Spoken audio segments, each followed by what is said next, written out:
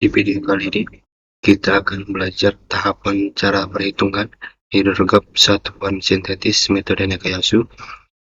Prosedur pembuatan ais Nakayasu akan digunakan untuk menentukan bentuk hidrogap banjir daerah aliran sungai Ciliwung, Hulu, di Bendung, Katalupa, seperti pada contoh berikut.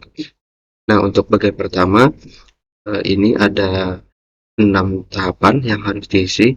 Yang pertama ada nama sungai, nama bendung, luas daerah aliran sungai, panjang sungai utama, tinggi hujan, dan durasi hujan. Nah, ini contohnya ada luas daerah aliran sungai Ciliwung sebesar 149.230 km persegi. Panjang sungai utamanya 24.460 km.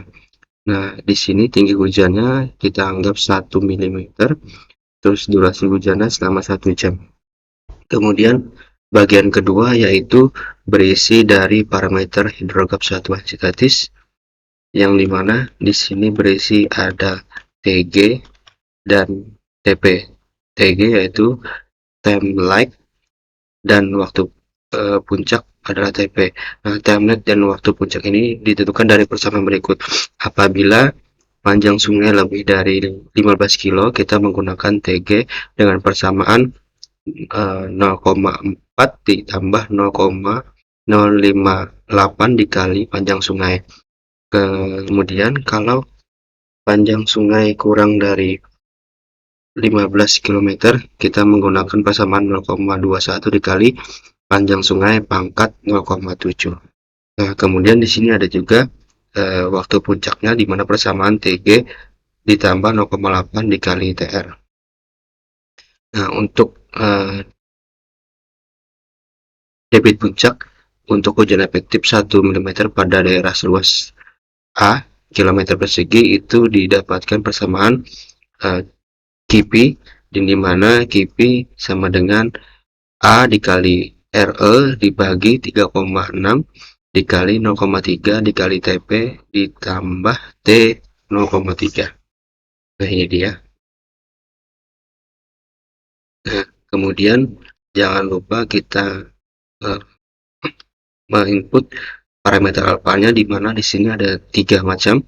Yang pertama, nilai alfa ada 2 untuk daerah pengaliran biasa, kemudian nilai alfa 1,5 pada bagian naik hidrogap lambat dan turun cepat, kemudian parameter hidrogap alfa nilainya 3 pada bagian naik hidrogap cepat dan turun lambat. Nah, kemudian untuk persamaan bentuk dasar hidrogap satuannya yaitu terdiri dari waktu kurva naik, di mana di sini persamaannya adalah Kp sama dengan T dibagi Tp pangkat 2,4, di mana nilai 0 kurang dari T kurang dari Tp. Kemudian waktu kurva turun, jadi ada waktu kurva turun sesi pertama, sesi kedua, dan sesi ketiga.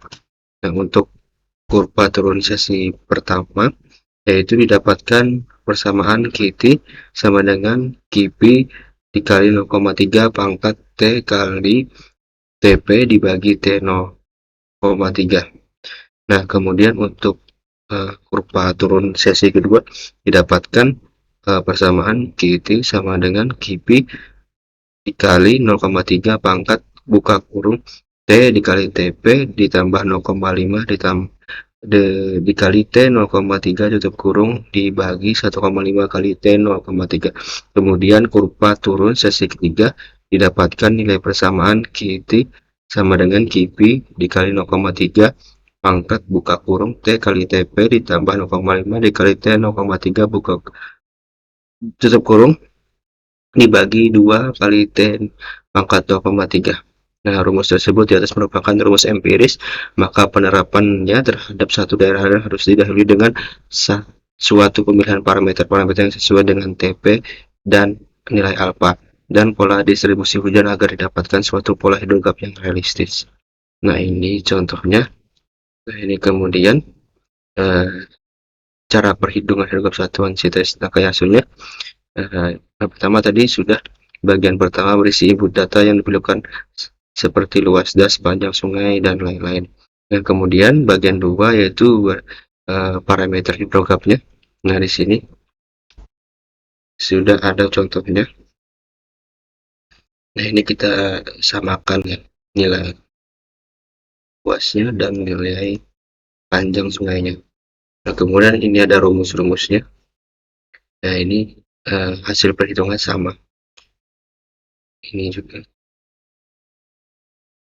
nilai TG-nya 1,9466, terus nilai TP-nya itu 3,1145, dan nilai alfanya 2.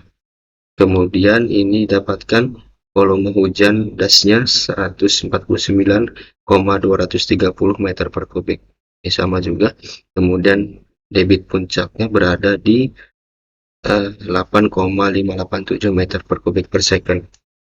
Sama juga. Kemudian volume HSS-nya sebesar 150,324 meter per kubik, sama juga.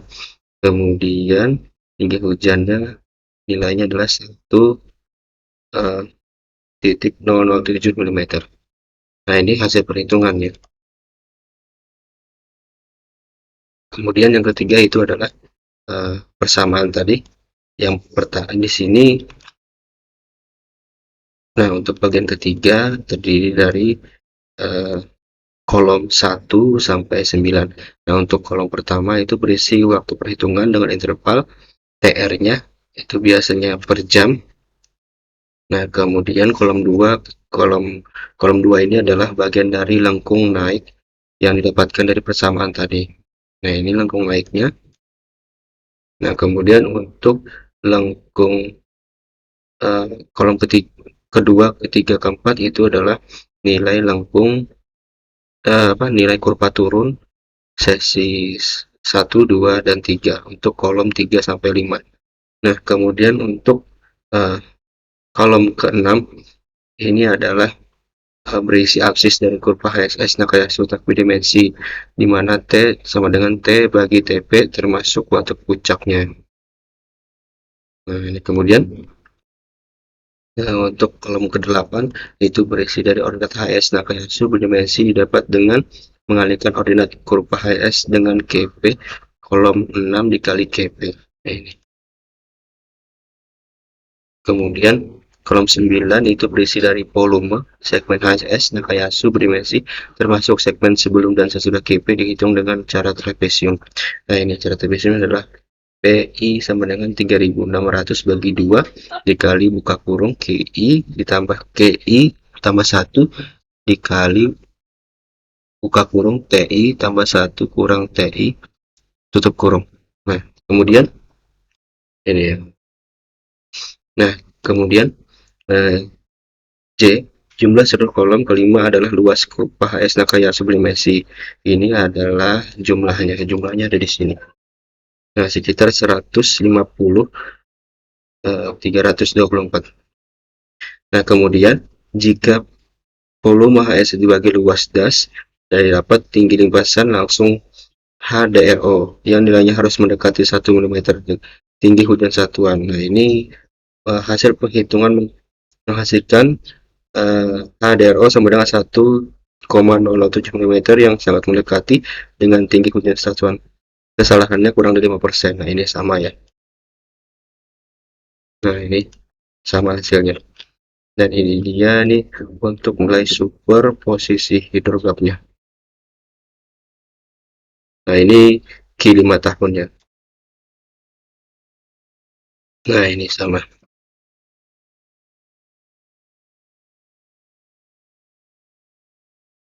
Terus ini juga nilainya sama.